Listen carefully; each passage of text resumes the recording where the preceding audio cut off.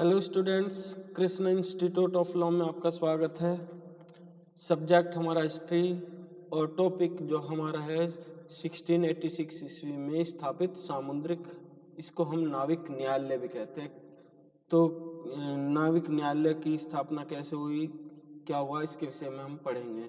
देखिए, सन 1683 की बात है, 1683 के उसमें एक राजलेख चार्टर के अंतर्गत 10 जुलाई सन 1686 को मद्रास में एक सामुद्रिक न्यायालय की स्थापना हुई। सामुद्रिक न्यायालय, पहले समझिए क्या सामुद्रिक न्यायालय होता क्या है।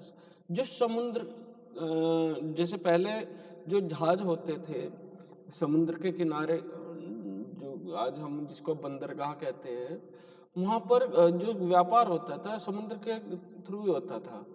तो वहाँ पर वहाँ के लोगों का न्याय करना, तो इसको हम नाविक न्यायालय भी बोलते हैं, इसलिए कि उनके न्याय करना, उनको न्याय दिलाना, वो सारी चीज़ें सामुद्रिक न्यायालय के द्वारा ही होती थी। तो इसकी स्थापना सबसे पहले 1686 में की गई। तो इसके विषय में हम आज पढ़ेंगे। तो सबसे पहले है सर्वप्रथम मद्रास में स्थापित सामुद्रिक न्यायालय। First maritime courts was established in Madras. देखिए, सन 1683 के जो राजलेख के अंतर्गत 10 जुलाई सन 1686 को मद्रास में एक सामुद्रिक न्यायालय की स्थापना की गई। ठीक है ना, कि एक न्यायालय ऐसा होना चाहिए जो सामुद्रिक न्यायालय हो, जो नाविक न्यायालय हो। उसकी स्थापना कब की गई? 1686 में। कहाँ पर? मद्रास में। फिर है 3 सदस्य सामुद्रिक न्यायालय के न्यायाधीश होते थे। देखिए, थर्ड मेंबर वर जज ऑफ द मैरीटाइम कोर्ट्स। देखिए, 3 सदस्य सामुद्रिक न्यायालय के न्यायाधीश, इसमें 3 सदस्यों को जो ऐसे कर्मचारी होते थे जो गवर्नर की काउंसिल के सदस्य भी होते थे। इन तीनों सदस्यों में से वरिष्ठ, जो वरिष्ठ का मतलब होता है जो सीनियर होता था, सदस्य सामुद्रिक न्यायालय के न्यायाधीश का कार्य करता था। शेष 2 सदस्य उसके सहायक के रूप में कार्य करते थे। तो फिर है अनुभवी न्यायाधीशों की नियुक्ति। जब ये सामुद्रिक न्यायालय स्थापित किए गए, तो इसमें जो जितने भी अनुभवी न्यायाधीश होते थे उनको ही नियुक्त किया जाता था, जिनको एक्सपीरियंस होता था। अपॉइंटमेंट टू एक्सपीरियंस जज, जितने भी अनुभवी होते थे, सबसे ज्यादा अनुभवी कोर्ट में, उनको ही इसी न्यायालयों में न्यायाधीश के पद पर नियुक्त किया जाता था।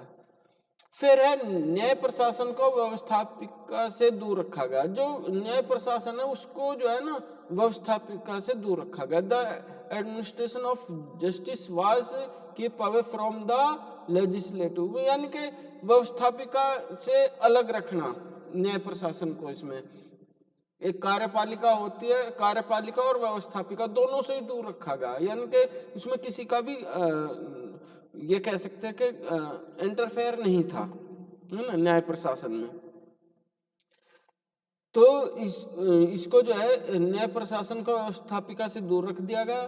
फिर है निपुण अधिवक्ता सर जॉन विंग्स की सेवाएं प्राप्त हुई। जो निपुणता अधिवक्ता, बहुत निपुण था, कौन? Sir John wings. जो विंग्स था वो सबसे निपुण अधिवक्ता था। तो इसको, उसकी सेवा, उसको वहां पर नियुक्त कर दिया। Received the service of an accomplished advocate sir John Wings. तो इसकी जो सेवाएं प्राप्त हुई किसको? सामुद्रिक न्यायालय को, एडमिरल्टी कोर्ट को। ठीक है ना।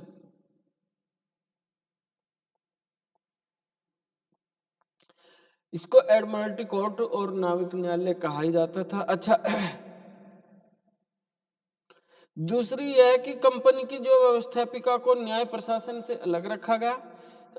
सन 1686 में मद्रास के सामुद्रिक न्यायालय एडमिरल्टी कोर्ट को एक अनुभवी तथा व्यवहारिक विधि में निपुण अधिवक्ता सर जॉन विंग्स की सेवाएं प्राप्त हुई थी, और उन्हें इंग्लैंड से जो मद्रास के सामुद्रिक न्यायालय के जज एडवोकेट के पद पर नियुक्त करके भारत भेज दिया गया। Thank you.